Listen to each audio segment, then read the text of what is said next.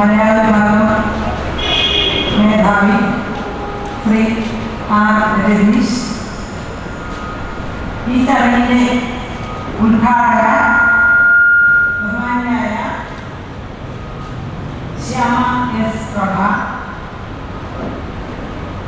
സഞ്ജീവന പുരസ്കാര സമിതി കൺവീനറായ എം രാജേഷ്, ഈ ചടങ്ങിൽ ആശംസ അർപ്പിക്കുന്നതിനായി എത്തിയിട്ടുള്ള നമ്മുടെ മുൻ അധ്യാപികയും മലയാള വിഭാഗം മേധാവിയുമായ ശ്രീമതി ഡോക്ടർ ലേഖ,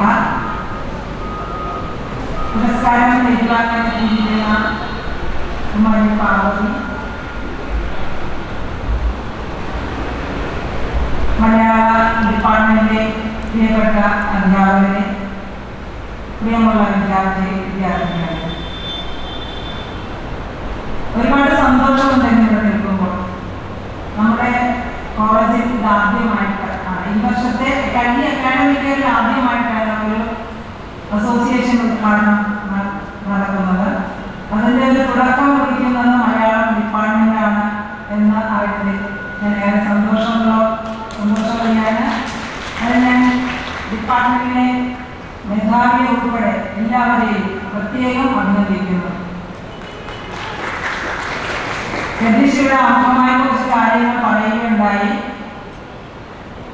ഏതൊരു പ്രോഗ്രാം രതീഷിനെ ഏൽപ്പിച്ചാൽ അത് വളരെ കൃത്യമായിട്ട് അതിൻ്റെ ഒരു പ്രൊഫഷണലിസം നമുക്കതിൽ ഉൾക്കൊള്ളാൻ സാധിക്കും.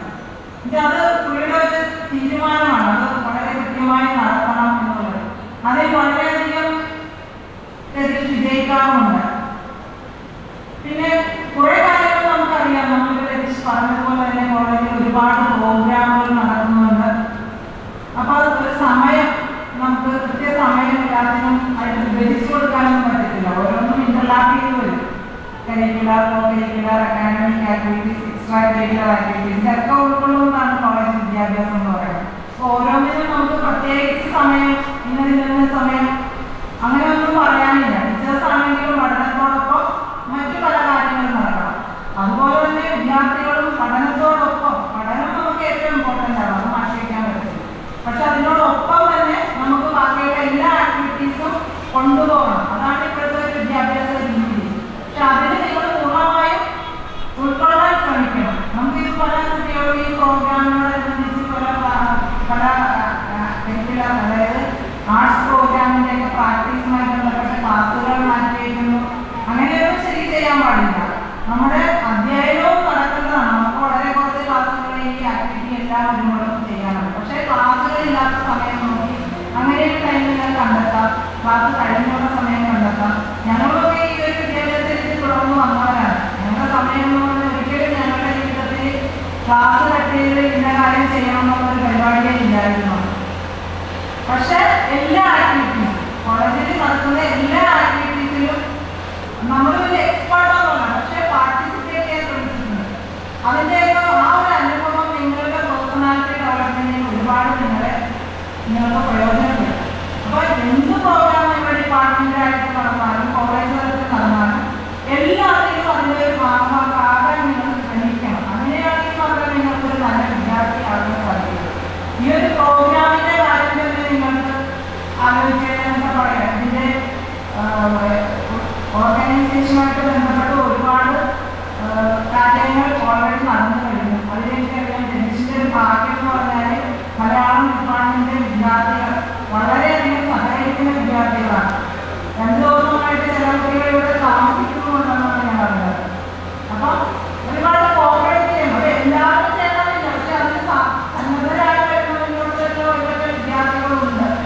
അപ്പോൾ അതുകൊണ്ടാണ് ഡിപ്പാർട്ട്മെൻറ്റിൽ ഇതേപോലെയുള്ള പ്രോഗ്രാം നല്ല രീതിയിൽ ചെയ്യാൻ പറ്റുന്നത്. അപ്പോൾ അതിന് കഴിവുള്ള കുട്ടികൾ മുന്നോട്ട് തന്നെ വരണം. അവർക്കറിയാം അവരുടെ എക്സ്പീരിയൻസ് ഇപ്പോൾ ഷെയർ ചെയ്യുകയാണെങ്കിൽ ഒരുപാട് കാര്യങ്ങളൊക്കെ പറയാനുണ്ട്. അവർക്ക് ഒരുപാട് നേട്ടങ്ങൾ, വിദ്യാഭ്യാസപരമായ ഒരുപാട് നേട്ടങ്ങൾ ഇതിലൂടെ അവർക്ക് ലഭ്യമാകുന്നു. അതുതന്നെയാണ് ഈ പ്രോഗ്രാമിൻ്റെയൊക്കെ ഏറ്റവും വലിയ ഗെയിം എന്ന് പറയുന്നത്. കുട്ടികളുടെ എഡ്യൂക്കേഷൻ, നമ്മുടെ ക്ലാസ് റൂം എഡ്യൂക്കേഷനോടൊപ്പം തന്നെ ഇതേപോലെയുള്ള പ്രോഗ്രാമുകളിലൊക്കെ നിങ്ങൾ പാർട്ടിസിപ്പേറ്റ് ചെയ്യുമ്പോൾ നിങ്ങൾക്ക് വളരെയധികം എക്സ്പീരിയൻസ്, അനുഭവപ്പെടുത്തുന്നുണ്ടാകുന്നത്. ഇതൊക്കെ 3 വർഷം കൊണ്ട് പുറത്തേക്ക് പോകുമ്പോൾ നിങ്ങളുടെ ആ ഒരു ഇൻഡിവിജ്വാലിറ്റി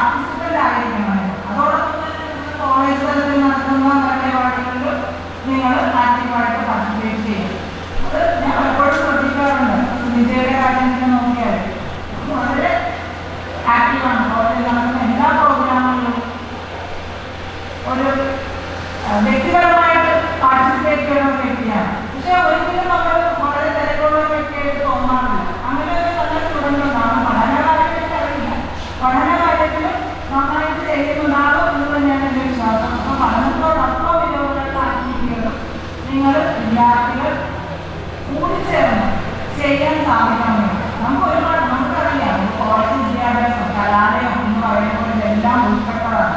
കലാലയത്തിൽ ഈയിടെയായിട്ട് വേറൊരു നിർവചനം കൊടുക്കുന്നതായി കണ്ടെത്തിയിട്ടുണ്ട്.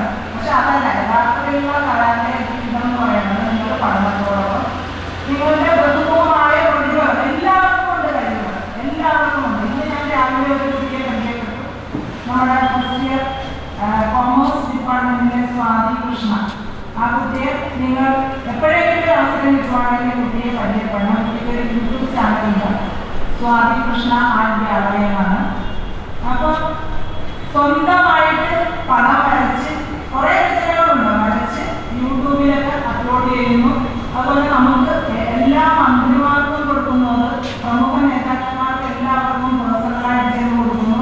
കോളേജിലും ഒരെണ്ണം സമർപ്പിച്ചിട്ടുണ്ട്. നിങ്ങൾക്ക് കാണാൻ മന്ത്രിപ്പണ്ട റൂമിൽ ഒരു ഗാന്ധിയുടെ പടം വരച്ചിരിപ്പുണ്ട്. എന്നെ വലിയ അത്ഭുതപ്പെടുത്തിയൊരു കാര്യം എന്ന് പറഞ്ഞാൽ ഈ കുട്ടിക്ക് ഇതിലൊരു പഠനം കിട്ടിയിട്ടില്ല, ചിത്രരചനയിൽ പ്രത്യേക പഠനം പോയിട്ടില്ല. സ്വയം ഡെവലപ്പ് ചെയ്ത ക്വാളിറ്റിയാണ്, കണ്ടുപഠിച്ചു അങ്ങനെ പഠിച്ച് വരച്ചതാണ്. പക്ഷെ എന്തൊരു പ്രൊഫഷണലിസമാണ് ആ പഠനം. നിങ്ങളൊന്ന് നോക്കണം. ആ ചാനൽ നിങ്ങളൊന്ന് യൂട്യൂബ് ചാനലൊന്ന് വിസിറ്റ് ചെയ്യുക. അപ്പൊ ഇതുപോലെയുള്ള കഴിവുകൾ നിങ്ങൾക്ക് എല്ലാവർക്കും ഉണ്ട്. നമുക്ക് കഴിവില്ലെന്ന് ആരും വിചാരിക്കില്ല. പക്ഷെ പടം വരയ്ക്കാനായിട്ട് എല്ലാവർക്കും വേറെ കഴിവുകളാണ്. അത് കണ്ടെത്തേണ്ടത് ഇപ്പൊ അന്നിന്റെ അച്ഛനമ്മയെ പറയുന്നത് ഞങ്ങൾ ആരും ഒന്നും പറഞ്ഞു കൊടുത്തിട്ടില്ല. ഞങ്ങൾക്ക് പറ്റുന്ന കാര്യങ്ങൾ അവരൊരു കച്ചവടക്കാരാണ്, കടയിൽ നിൽക്കും. നമുക്കറിയാം ഒരു സ്വന്തമായിട്ട് കച്ചവടം നടത്തുന്നവർക്ക് ഇതൊന്നും സമയം കിടക്കാൻ സമയമില്ല. പക്ഷെ ആ കുട്ടി തന്നെ കണ്ടെത്തിയാണ് അവരുടെ പ്രതിഭ.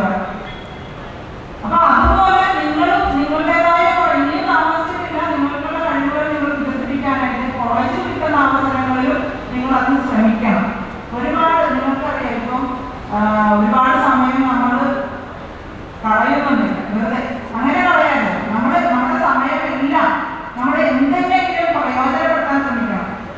നിങ്ങൾക്ക് ഒരു നല്ല ലൈബ്രറി ഉണ്ട്. എത്ര പേര് ലൈബ്രറി കയറുന്നുണ്ട്? ലൈബ്രറിയിൽ കൂടെ തന്നെ പോയാൽ തന്നെ ഒരുപാട് കാര്യങ്ങൾ നിങ്ങൾക്ക് അറിയാൻ കഴിയും. അതെല്ലാം നിങ്ങളിലേക്കാണ് അറിവ് വരുന്നത്. നിങ്ങൾക്ക് അതനുസരിച്ച് നിങ്ങളുടെ പ്രതിഭകൾ വികസിപ്പിച്ച് കൊണ്ടുവരാൻ കഴിയും. വെറുതെ പലരും പറഞ്ഞിട്ടുണ്ട്, ടീച്ചറെ ഞങ്ങൾ ഇതുപോലെ അവസാന വർഷമല്ലേ ഞങ്ങൾ സംസാരിച്ച് കൂട്ടുകാരൊക്കെ ഓക്കെ കൂട്ടുകാരൊക്കെയായിട്ട് സംസാരിക്കാം. പക്ഷെ അതിനും കുറച്ച് സമയം കണ്ടെത്താനും കുഴപ്പമില്ല. എന്നാലും നിങ്ങളുടെ കയ്യിൽ സമയമുണ്ട്. അപ്പൊ ഇനിയും താമസിച്ചിട്ടില്ല. നിങ്ങൾ ലൈബ്രറിയും കോളേജിന്റെ മറ്റുള്ള ഫെസിലിറ്റീസൊക്കെ വളരെയധികം ഉപയോഗിക്കാൻ ശ്രമിക്കുക. അതോടൊപ്പം തന്നെ ഇനിയുള്ള പ്രോഗ്രാമുകളുണ്ട്. ഈ മലയാള വിഭാഗത്തിന് വളരെ നല്ല പ്രോഗ്രാമുകൾ നടത്താൻ സാധിക്കട്ടെ എന്ന് ഞാൻ ആശംസിക്കുന്നു. നിങ്ങൾക്ക് നല്ലൊരു ഗസ്റ്റിനെയാണ് കിട്ടിയിരിക്കുന്നത് ഇതിന്റെ ഉദ്ഘാടകയായിട്ട്. വളരെ ചെറിയ സമയം കൊണ്ടാണ് ഞാൻ പരിചയപ്പെട്ടത്. പക്ഷെ വളരെ പ്രഗത്ഭയായ ഒരു ഗസ്റ്റാണ്. നമുക്കറിയാം, എനിക്ക് പരിചയം 2-3 സെന്റൻസുകളെ സംസാരിക്കണം. അവിടെ നിങ്ങൾ നടന്നു വന്ന സമയത്തൊക്കെ പരിചയപ്പെടാൻ മാത്രം. UG PG ഡിഗ്രി വിദ്യാഭ്യാസം കഴിഞ്ഞിട്ട് PG വിദ്യാഭ്യാസം കഴിഞ്ഞ് BEd കഴിഞ്ഞു, MEd കഴിഞ്ഞു, നെറ്റും ക്വാളിഫൈഡ് ആണ്. എന്നിട്ട് സാഹിത്യ മേഖലയിലും ട്രാൻസ്ജെൻഡർ മേഖലകളിലും ഒക്കെ പ്രവർത്തിക്കുന്നു. സമയമില്ല, ഒട്ടും സമയമില്ലാതെ പ്രവർത്തിക്കുന്നത്. അപ്പോൾ ഒരാൾക്ക് എന്തെല്ലാം രീതിയിൽ പ്രവർത്തിക്കാൻ കഴിയുമെന്നുള്ളതാണ്. ഇപ്പോഴും PhD ചെയ്തുകൊണ്ടിരിക്കുകയാണ്. PhD കണ്ടിന്യൂ ചെയ്യാനായിട്ട് ഇപ്പോൾ ശരിക്കും പറഞ്ഞാൽ ഡോക്ടറേറ്റ് എടുത്ത് കഴിയാനുള്ള സമയമായി. പക്ഷെ അതിൻ്റെ ഇടയ്ക്കിടയ്ക്ക് ഈ ഒരുപാട് പ്രോഗ്രാമുകൾ വരുന്നത് കൊണ്ട് തുടങ്ങി പോകുന്നതാണ്. അപ്പൊ ഇതൊക്കെ നിങ്ങൾക്ക് പ്രചോദനമാകണം. അതുകൊണ്ടാണ് ഞാൻ പറഞ്ഞത്. അപ്പൊ നമുക്കും ചെയ്യാനുള്ള കുറെ കാര്യങ്ങൾ. നമ്മൾ ഒരുപാട് സമയങ്ങൾ നമ്മൾക്ക് ഒന്നിലുമില്ലാതെ നമ്മൾ കളയുന്നു. അങ്ങനെ കളയരുത്. നിങ്ങളുടെ സമയങ്ങൾ നിങ്ങൾക്ക് പ്രയോജനപ്പെടുത്താൻ, മറ്റുള്ളവർക്ക് വേണ്ടി പ്രയോജനപ്പെടുത്തുന്ന രീതിയിലാക്കാൻ നിങ്ങൾ ശ്രമിക്കണം. എന്നാൽ മാത്രമേ കലാലയ ജീവിതം അതിന്റെ സെൻസിൽ നമ്മൾക്ക് പറയാൻ പറ്റുകയുള്ളൂ. എല്ലാ കാര്യങ്ങളിലും നിങ്ങൾ ഭാഗമാക്കണം. അതോടൊപ്പം തന്നെ ഈ പ്രോഗ്രാമിന്റെ വേറൊരു പ്രത്യേകത നമ്മുടെ സഞ്ജീവന വിദ്യാഭ്യാസ പുരസ്കാര സമർപ്പണം നടക്കുകയാണ്. എല്ലാവർക്കും അറിയാം, ഇന്നലെയൊക്കെ നമ്മൾ വളരെ തിരക്കുള്ള ഒരു സമയമായിരുന്നു. ലേഖ എൻ്റെ സുഹൃത്തും കൂടെയാണ്. ലേഖ ഇപ്പോൾ അവിടെ നിന്ന് സംസാരിക്കുക ഇവിടെ ഇരിക്കുന്നത് ഹോട്ട് സീറ്റാണല്ലേ. ശരി, പ്രിൻസിപ്പളിൻ്റെ കസേര എന്ന് പറയുന്നത് ഹോട്ട് സീറ്റാണ്. നമുക്ക് പല കാര്യങ്ങളും വിട്ടു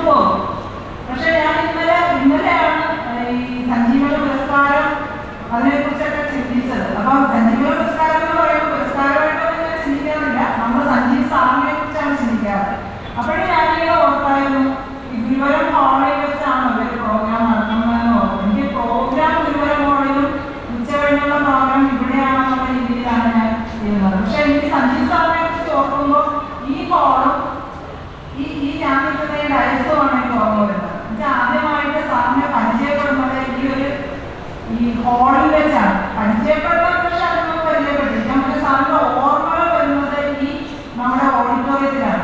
എന്തൊരു പ്രോഗ്രാം ഓഡിറ്റോറിയത്തിലാണ്. അന്ന് ഓഡിറ്റോറിയം മാത്രമേ ഉള്ളൂ, നമുക്ക് വിവരം ഹോളില്ല. അപ്പൊ എന്ത് പ്രോഗ്രാം നടന്നാലും സാറിന്റെ ഒരു കവിത, സാറ് ഈ സൈഡിൽ തന്നെ വലിയ മൈക്കിന് മുമ്പിൽ നിന്നും സാറ് കവിത ആലപിക്കുന്ന പല പല കവിതകൾ വരാറുണ്ട്. ആ കവിത ആലപിക്കുന്ന സഞ്ജീവ് സാറിനെയാണ് എനിക്ക് ഇപ്പോഴും ഓർമ്മയുള്ളത്. പെട്ടെന്ന് മനസ്സിലേക്ക് വന്നതാണ്. പക്ഷെ അതൊരു ചിന്തമായി വന്ന രാവിലെ തന്നെ വന്ന് ഈ രതീഷ് ഇവിടെ സംസാരിക്കുമ്പോൾ ഞാനിങ്ങനെ അന്ന് കവിത ആലപിച്ചിട്ടുള്ള സഞ്ജീവ് സാറിനെ കുറിച്ച് ആലോചിക്കുകയായിരുന്നു. വളരെ നിങ്ങൾക്കൊക്കെ ശരിക്കും പറഞ്ഞ ഒരു നഷ്ടം തന്നെയാണ്. ഏറ്റവും നല്ലൊരു മികച്ച ഒരു അധ്യാപകനായിരുന്നു, നല്ലൊരു കവിയായിരുന്നു, നല്ലൊരു മനുഷ്യനായിരുന്നു. നിങ്ങൾക്കൊക്കെ നല്ലൊരു വിദ്യാർത്ഥികൾക്ക് അധ്യാപകൻ എന്നതിൽ മാത്രമല്ല ഒരു നല്ലൊരു സുഹൃത്തും കൂടെ ആയിരുന്നു അദ്ദേഹം. അപ്പൊ സാറിന്റെ ഓർമ്മകൾ എന്നും നമ്മളുടെ മനസ്സിലേക്ക് വരുമ്പോൾ ഒരു മഞ്ഞുതുള്ളി പെയ്യുന്ന പോലെയാണ് വരുന്നത്. എന്തായാലും ഈ അവസരം സാറിനെ ഓർമ്മിക്കാൻ കിട്ടിയതിലും ഇതുപോലെ ഒരു പുരസ്കാര സമിതി രൂപീകരിച്ചു. അത് അങ്ങനെ ഒരു സമിതി രൂപീകരിക്കാൻ തന്നെയുള്ള കാരണം സാറിന്റെ വ്യക്തിത്വം തന്നെയാണെന്നാണ് ഞാൻ വിശ്വസിക്കുന്നത്. അപ്പൊ ഈ സമിതി അംഗങ്ങൾ എല്ലാവർക്കും എന്റെ ആശംസകൾ അറിയിക്കുകയാണ്. അതുപോലെ ഈ പുരസ്കാരം ഏറ്റുവാങ്ങുന്ന കുമാരി പാർവതിക്കും എൻ്റെ മകളുടെ അമ്മയ്ക്കും പ്രത്യേകമായിട്ട് ആശംസകൾ അറിയിക്കുകയാണ്.